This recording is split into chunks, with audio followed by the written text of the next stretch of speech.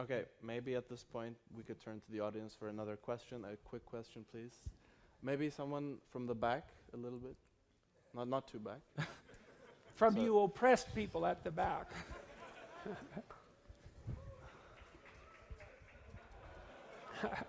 Hi, Jordan. My question is, what is the antidote towards toxic masculinity? Well, the antidote is responsible masculinity. And what does responsible mean? It means, well, if you're responsible, then you're trying to do what's honest first. So you're careful with your speech and your actions. You're careful with your speech in that you don't say things that you know to be false. And you're careful in your actions so that you don't have to lie about what you do. That's a good start. And then the next thing would be that you're capable of taking responsibility for yourself at least, so that once you're an adult, no one else has to bend over backwards to ensure that you don't unduly suffer in the world.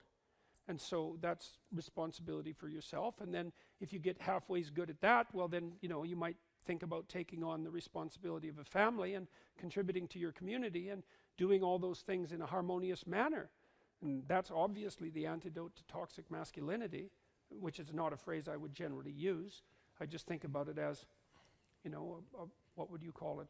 I think sinful behavior is a much more accurate representation personally, but it's honesty and responsibility. And I do think about it as a function of harmony.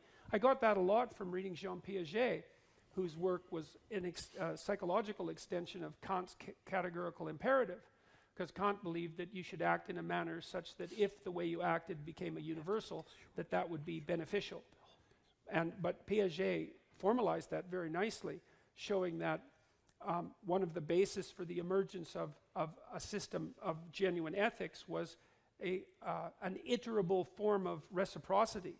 So that, so for example, I can give you a quick example of that. My granddaughter, who's now 15 months old, has discovered a new game, and it's a Piagetian game, a developmental game, and she discovered this by watching, but also on her own, and partly because it's a very deep part of human nature. So she has this little wooden spoon, and her game is you sit with her at the table, and her game is she gives you the spoon, and then you take it, and then you give it back, and then she's all happy about that, and then she gives the spoon to the person who's sitting beside her, and then they give it back to her, and she's very happy about that. And so it's an amazing game because she's learned to give up something, to let go of something that she wants, and to trust someone else to return it to her, and that's what she's playing with. And then you can play with that game. It's quite fun. So, and you have to pay careful attention to her and watch how she's manifesting her emotions. And so maybe what you do is you take the spoon and you hide it under your hand. That sort of disconcerts her a bit. Then you show it to her and pick it up and give it to her, and she's happy about that because what she sees is that the principle of reciprocity can maintain itself across a set of transformations, and that's really exciting to her. Or you can give her the spoon and she can give it back to you, and then she can reach for it and you can pull it away 1/4 of an inch, and that sort of disconcerts her, and then she'll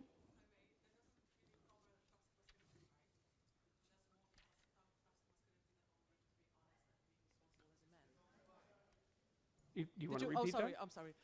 I said that didn't cover really a toxic masculinity, right? Because Yes, it's dealing with dealing with the principle of reciprocity. You just said that you have to be honest and responsible as a man, right? Well, put it this way. When I'm giving the spoon back to my granddaughter, I'm not engaging in toxic masculinity. And that was the point that I was trying to make, is that, and this deep reciprocity and trust is part of the social contract, and it is precisely the antidote to what precisely, since we're going to pursue this, what precisely is toxic masculinity, as opposed to, say, toxic femininity or toxic humanity? What exactly are you asking me about? I really want to know what you like, how you would describe toxic masculinity. Because no, I want you to define what toxic masculinity constitutes. Since we're going to define things so carefully, let's do it. Well, I think. Okay, guys, sorry, but we really have to move on. So there will be more questions later on. There will be a lot of opportunities. No, to but ask maybe questions. if you. Okay, so let's define it shortly. All right, shortly, please. Okay. I think that the moment when you kind of, I have a hard time to kind of describe it in English. Let's say, that you kind of go over a boundary that kind of neglects the freedom of the opposite, well, gender or whatsoever. So that's toxic masculinity, and that you kind of have. But that would also be toxic femininity. Well, may I like finish my sentence, sure. please? Thank you. And then also, I lost my sentence now. But no, I will be back. I'm back. But more in the sense that. Yeah, can someone help me here in the audience? Okay, so before we move on, let me point something out. You know, that I was willing to undertake this line of discussion, allowing for the possibility that the category of toxic masculinity had some content, right? But if we're going to pursue that line of reasoning and quibble about the answer, then we're certainly going to quibble about the definition that's embedded in the question. And so part of what's happened in our discourse is that we're required ethically to assume a priori, merely out of politeness, that the utterance toxic masculinity actually constitutes a meaningful phrase. And if you push it, you find very rapidly that it doesn't, because it's very, very, very difficult to define, and definitions actually matter.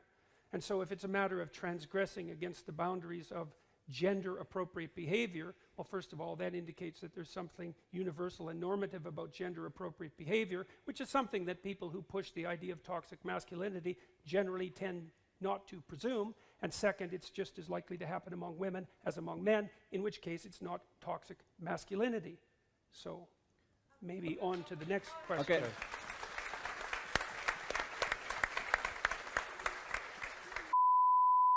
Okay, so you have freedom of speech, and you often express that you're very much against political correctness. So how I would define that is putting societal boundaries on free speech. Would you just, can I continue? Is that a good definition of political correctness in your opinion? No. Okay, how would you define it? Well, political correctness is something that I see as having been primarily formulated in the early 1970s. I think it's a unholy marriage, so to speak, between Marxism and postmodernism.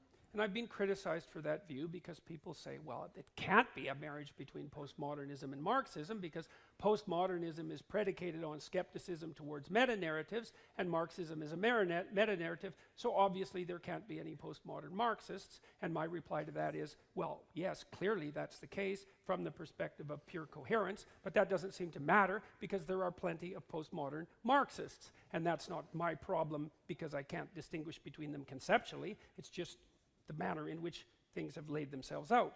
It was a movement that was primarily a consequence of activity among French intellectuals in the early 70s, and to me it was in part a consequence of two things. It was a consequence of the demise of the intellectual and moral credibility of Marxism, especially in the aftermath of the revelations of the Stalinist and Maoist atrocities that characterized much of the 20th century. So that was one of the what would you call motivating factors, because all the people who held those Marxist viewpoints had to find another avenue of expression for their ideological commitments. And but then the second one, and this is a deeper one, is that there has been a very troublesome epistemological problem that's emerged in multiple fields since the early 1960s in artificial intelligence and in psychology and in literary criticism, and the problem is attendant on the discovery that there's a virtually infinite number of ways of categorizing a finite number of objects. And so what that means is this is integrally tied in, for example, with the difficulty that AI pioneers had in producing machines that could perceive the world, because we thought that the world was made out of sort of discriminable objects in their self-evident categories, and that was just there for the perceiving, and that turned out to be seriously wrong. And so the postmodernist types ran across this problem. They thought, well, how many interpretations are there of a Shakespeare play? And the answer is innumerable interpretations. And then the next problem is, well, then how do you rank order those innumerable interpretations in terms of quality? And that's a major problem.